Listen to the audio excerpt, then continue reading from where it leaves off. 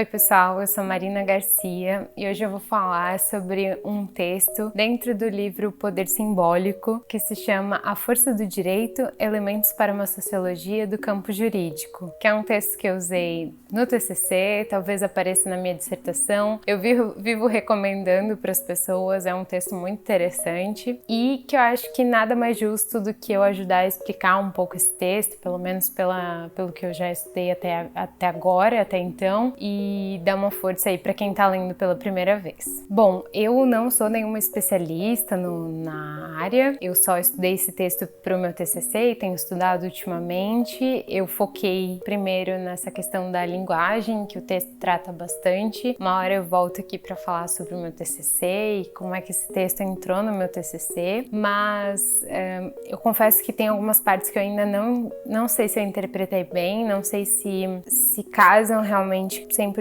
com o que o autor quis dizer, mas a gente vai conversando aqui, vai dialogando. Se vocês tiverem também outras interpretações, compartilhem comigo. Esse é um texto bem interessante, acho que a gente pode crescer bastante e pensar bastante a partir dele. E é um texto que, quando eu li pela primeira vez, eu entendi a ideia geral do texto, mas eu não fazia ideia do quanto estava perdendo de refinamento ali, de pequenas ideias menores dentro do texto. E quando eu li pela segunda vez, eu ainda não tinha entendido alguns conceitos, então eu entendo que não é um texto fácil. É engraçado que ele fala sobre a incompreensibilidade da linguagem que acontece no direito, mas ele é muito incompreensível na fala dele do texto, mas tem uma série de ideias interessantes e mesmo que não se concorde com essa ideia ou que não se aplique essa ideia sua pesquisa, é interessante conhecer, questionar, enfim. Bom, e como eu disse, esse é um capítulo do livro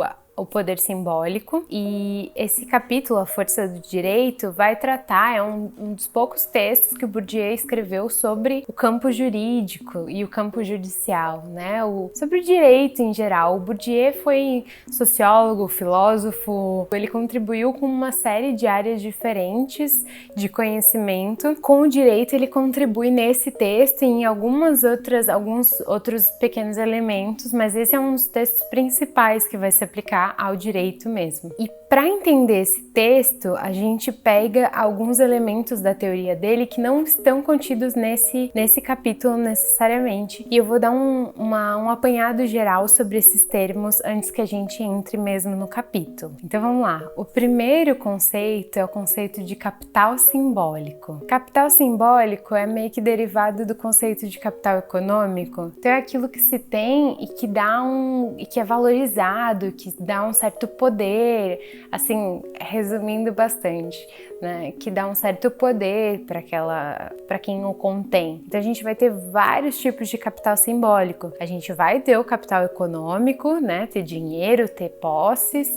A gente vai ter o capital cultural, por exemplo, que é ter tido acesso durante a vida a obras de arte, a músicas valorizadas pelo status quo, pelo que está no poder, digamos assim, porque, assim, quando a gente fala de capital cultural, por exemplo, a gente pode perceber que quem teve acesso a obras de arte, a música erudita, que são pertencentes ali a uma elite, tem acesso mais fácil a lugares de poder e tem mais influência. Então, essa é a ideia de capital cultural. Tem também o capital social, que é ter acesso, ter contatos, digamos assim, né? Então, conhecer pessoas influentes e não só conhecer, mas construir essa rede de apoio de pessoas influentes, fazer parte de uma família influente, por exemplo, fazer parte de um contexto onde todas as pessoas que te cercam são influentes e têm uma conexão contigo ali como agente. Então, essa seria a ideia de capital social. Outro conceito bem importante para o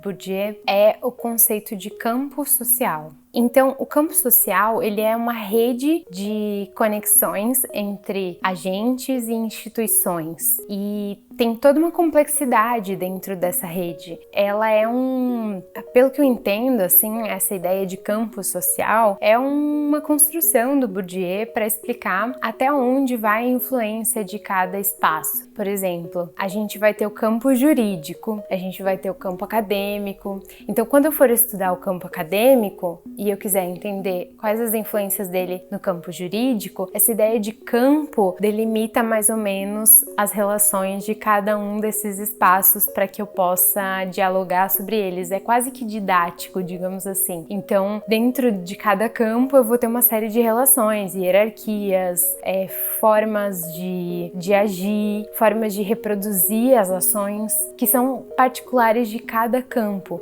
Então, cada campo é independente. Eu tenho o campo acadêmico, eu tenho o campo jurídico, eu tenho o campo político, por exemplo, e assim eu vou poder ter mais facilidade de estudar essas relações que acontecem dentro do campo e dele com outros campos. Por fim, acho que o último conceito importante para que a gente pense na teoria de Bourdieu em geral é o conceito de hábitos, que é justamente uma disposição dos agentes de um determinado campo. O hábitos, ele vai ser uma forma de agir dentro do campo, característica daquele campo, que vai ser produzida no campo e reproduzida ao longo do tempo, adaptada a novos momentos, mas sempre se perpetuando daquela mesma forma, naquele mesmo campo, pelos agentes. Pessoal, eu vou dividir esse vídeo em duas partes e vou deixar os conceitos então aqui nesse início e vou fazer o capítulo em si em outra parte, tá bom? Senão o vídeo vai ficar muito grande. Um abraço e até semana que vem.